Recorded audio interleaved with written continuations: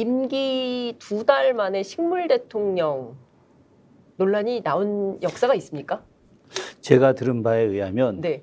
동서고금의 5,000년 역사를 막론하고 처음 있는 일이 아닌가. 네. 뭐 우리가 이제 처음 대통령 취임할 때 레임덕 현상이 아니라 취임덕 현상이 나올 수도 있다. 그때 뭐 나올 것이다 이렇게 이야기한 것이 아니라 나올 수도 있다라고 이야기했는데 오늘 아침에 그 여론조사 네. 보니까 이제 그 더 떨어졌어요. 예, 지지율이 32.5%까지 나왔더라고요. 네. 그래서 어제만 하더라도 약 한 37%까지 37에서 35%까지였는데 34.5. 예, 네. 근데 32.5%까지 떨어진 거 보고 네. 야, 이건 심각하구나. 다음 주에 정말 요즘 민생연구소장 안진걸 소장이 계속 20%대로 내려갈 거다 이렇게 이야기했는데 정말 20%대로 내려가지 않을까 하는데 이거는 단순하게 웃을 일이 아니라 우리 민족의 비극이다.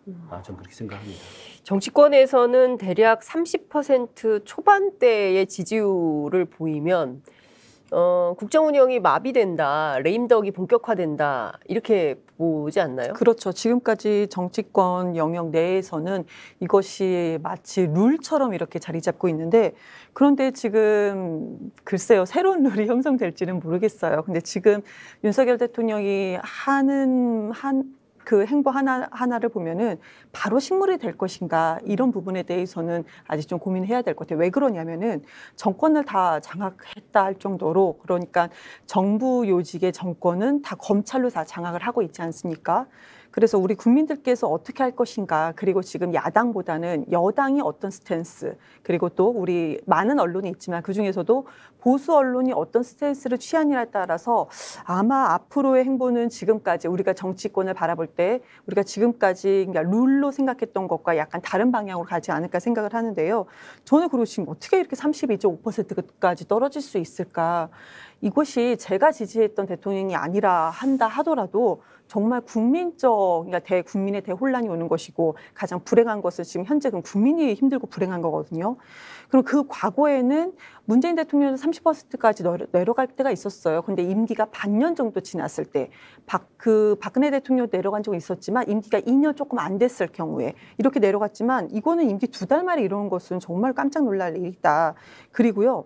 제가 이제 마지막으로 드리고 싶은 얘기는 그때 득표율이 지금 윤석열 대통령이 48.56% 그리고 실제로 우리 국민들께서 투표율은 77%가 좀 77%가 좀 넘었거든요. 네. 그럼 이것을 우리가 국민이 100%로 투표했을 거라고 예상한다면은 우리 국민의 37%가 지금 투표를 한 거예요. 한마디로 지금 이 32.5%는 윤석열 대통령한테 표를 주셨던 분들조차도 정말 자기의 본인의 손가락을 자르고 싶은 그런 심정으로 등을 돌린 상황이다라고 말씀드리겠습니다. 오늘 나온 여론조사 지표를 보면 부정평가가 이제 그제만 하더라도 60.5였는데 62%로 올라가 있고요. 거기에다 대구 경북 지역에 부정평가가 50%, 그러니까 사실상 절반이 넘는 분들이 대구 경북 지역, 그러니까 TK 본산이라고 하는 데서 절반 이상이 지금 그 지지 철회를 하고 계시다. 근데 이게 굉장히 위험한 상황인데요. 이게 지금 보면 인사 문제도 검찰이거나 기재부 공무원이거나 아니면 좀 알 수 없는 이상한 비선 뭐 이런 이제 상황이에요. 그래서 인사를 보면 인사가 만사라고 하지 않습니까? 그래서 인사를 보면 그 정부가 어디로 어떻게 갈 것인가가 보여야 되는데 윤석열 정부 초창기에 얘기했던 공정과 상식의 회복 여기에 과연 맞는 인사인가? 그리고 또 한 가지는 취임사에서 자유를 무려 35번이나 강조를 하셨는데 내 맘대로 한다는 자유가 라는 생각이 들 정도로 지금 매우 혼란스러운 상황이다. 김대중 대통령께서 대통령이 당선되실 때 그때 선거 구호가 네. 준비된 대통령이었습니다. 당시에 그 굉장히 어려운 시기였고 그렇기 때문에 김대중 대통령이 이제 자민련 유신 본당이라고 자처했던 김종필 전 총리의 그런 그 세력들과 연대를 했음에도 불구하고 굉장히 어려웠는데 그때 국민들이 김대중 대통령을 선택해 줬던 것은 바로 준비된 대통령. 오랫동안 대통령으로서의 역할을 하기 위해 준비하고 또 정책을 마련했던 그 김대중 대통령을 선택을 했던 것인데 윤석열 대통령과 지금 국민의힘은 집권에 대한 의지는 분명히 당연히 있었죠. 그건 정당이고 또 정치 세력들이기 때문에 그럼에도 불구하고 어떤 뭐 정치로서 운영할 수 있는 능력이라든가 아니면 경제 위기를 대응할 수 있는 능력이라든가 또 남북 관계를 갖다 해결하는 문제라든가 아니면 최근에도 우크라이나 문제부터 나토의 어떤 그 방문까지도 외교의 문제에 있어서까지 전혀 지식도 또 지혜도 또 거기에 대해서 대응 능력도 부족하다는 것이 국민들이 이제 다 알게 됐지 않습니까? 그러다 보니까 야, 이거 정말 그때 선거 당시에 말로는 뭐 뭐든지 다 할 것 같은 그런 행동들을 했었는데 실제 너무도 능력이 안 된다는 것을 알고 정말 개탄해하고 있는 것이 작금의 지금 현실이 아닌가 생각을 합니다. 그러니까 지금 여러 가지 논란이 막 폭포수처럼 터져나오고 있기 때문에 도대체 어디부터 어디까지 견적서를 내야 되는지조차 국민들이 이게 확인할 수 없는 지경에 이르렀다 이렇게 보고 계시는 것 같은데요. 특히나 지금 그 어제 논란이 됐던 홍보기획 수석실인가요? 홍보수석실에 근무했던 보수 유튜버의 누나 오늘 급기야 이제 사표를 낸 걸로 확인이 좀 되고 있는데요. 어떻게 보십니까? 이렇게 해도 되나요? 문재인 대통령 사저 앞에서 욕설 시위를 했던 분, 그분의 누나. 그런데 대통령실에서는 뭐 연좌제냐? 왜 이 뭐 누나는 누나고 동생은 동생이지? 왜 두 사람을 엮어가지고 공격을 하냐? 민주당이 문제다. 이렇게 얘기를 하고 있습니다. 근데 저는 이 부분에서 만약에 그 보수 유튜버의 누나가 남동생은 정말로 유튜버만 하고 누나는 다른 일을 했다. 정말 그 홍보 쪽에 진짜 전문가적인 무엇인가 있다라고 한다면은 연좌제라는 얘기도 어느 정도 일정 부분 우리 국민들 중에서는 그럴 수 있다라고 받아들일 수 있을 것 같아요. 그런데 그 누나가 지금까지 우리가 알려진 바에 의하면 함께 방송도 하지 않았습니까? 남동생이 방송 안 할 때는 본인이 수염 그리고 본인이 또 대신 방송을 한 적도 있어요.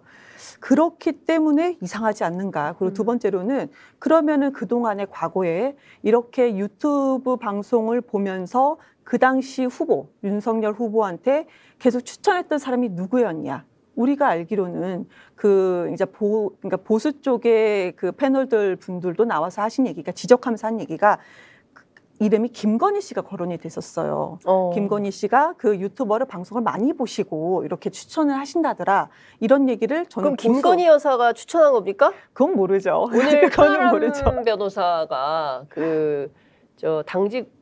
당직은 아니지만 그 지역위원장을 맡고 있죠. 순천 지역위원장을 맡고 있는 천하람 변호사가 이 사람 추천한 사람 잘라야 된다. 이렇게 오늘 아침 라디오에서 경로를 했어요. 그 라디오를 보고 내부 상황을 저보다 더 모르네. 저렇게 위험한 발언을 할 수가 있나?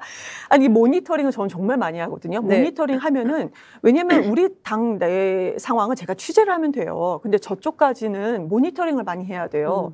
그분들이 이미 취재를 해서 나오시니까. 근데 그런 얘기를 하셨단 말이죠. 그리고 이거는 비공개지만 대기실에서도 제가 이제 구체적으로 들었던 얘기도 있는 것이고. 근데 누가 했는지를 말씀 못 드리고요. 그래서 그런 분위기가 분명히 있습니다. 근데 이것도 그럼 누가 이걸 추천을 했는가? 그것도 좀 애매합니다. 여사님 추천인가요? 그건 모르죠. 모른다. 근데 후보 때 그러니까 반문재인, 그러니까 그 선거 구호 자체가 반문재인 정권 교체였습니다. 그래서 우리 국민들께서도 정치를 대통령으로서 처음부터 정말로 그립감 있게 잘할 거란 기대를 아마 안 했을 겁니다. 그렇지만 최소한 놓지 못하는 거 하나 있었을 거예요. 공정과 상식. 그러면 이런 인사들이 났을 때 이것이 정말 공정하고 상식적이냐. 우리는 공정까지도 지금은 뭐 바라지도 않습니다. 최소한의 상식선이 아예 무너지고 있는 부분에 대해서 아마 국민들께서 이 부분에 대해서 좀 많이 지적하는 것이라고 저는 그렇게 보여집니다. 오늘 아침 박용진 의원이 페이스북에 글을 하나 올렸는데요. 윤석열 대통령의 5.18 기념사는 가식과 위선이었냐라는 질문을 던지고 있습니다. 이유가 바로 안정권이라는 보수 유튜버가 그동안 해왔던 일들이 세월호 폄훼, 그다음에 노회찬 전 대표의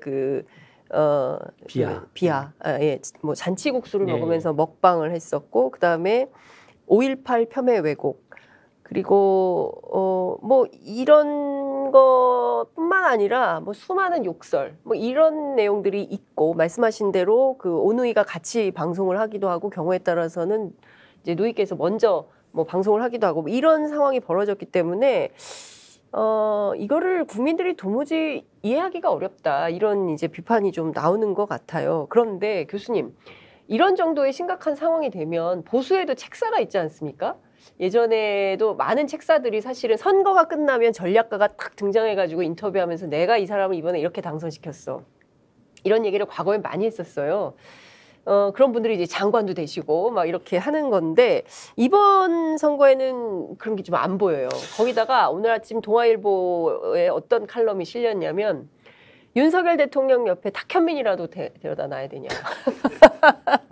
지금 보면 아이고. PI 그러니까 정치 전략 전문가가 없는 것 같다. 이런 얘기가 보수 언론 그리고 여당 안에서부터 터져나오는 이런 상황이 된 겁니다. 그 보수의 대표적인 책사 하면은 뭐 떠오르는 인물 윤여준. 그렇습니다. 예, 거기다가 또 김종인. 네. 김종인 전 비대위원장 같은 경우는 뭐 책사이면서도 동시에 운영자일 수 있었죠.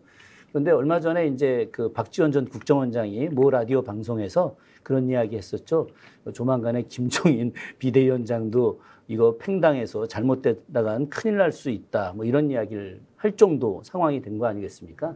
책사는 둘째치고 그 대통령을 만들어줬던 아주 영향력 있던 사람들마저도 어떤 그 구속의 위험을 받을 수 있는 이런 상황이 되는 건데 사실은 이제 그 정권이라고 하는 것이 책사가 정말 필요한 상황 아니겠습니까? 제가 어제 그 윤여준 전 그 국회의원 이제 글을 장문의 글을 좀 한번 읽어봤어요. 예전에 이제 뭐 언론사에서 인터뷰했던 글이었는데 그분 정도면은 제가 봐서는 상당히 보수적인 상황 속에서 국가 운영을 제대로 할 수 있고 또 충정어린 마음이 있다고 좀 생각을 합니다. 그런 측면에서 그 윤여준 그 전 의원의 어떤 발언들과 현재 그 윤석열 정부가 하는 걸 보면은 전혀 맞지가 않아요. 기본적으로 이 보수 세력이 집권을 했을 때 가장 중요한 것은 그 바로 국방에 대한 안정 같은 것들이거든요. 지금 이 윤석열 정부가 남북 관계를 갖다가 파탄내고 그러면서 레드 컴플렉스를 더 강조하면서 정권을 갖다가 이렇게 옹호하려고 하는 것은 눈에 지금 심각하게 보이지 않습니까? 그런데 실제로 국방에 대한 생각을 전혀 하지 않는 것이 그 대통령실을 갖다 확대한다고 해서 국방연구소를 갖다 지금 다 나가라고 하고 있잖아요.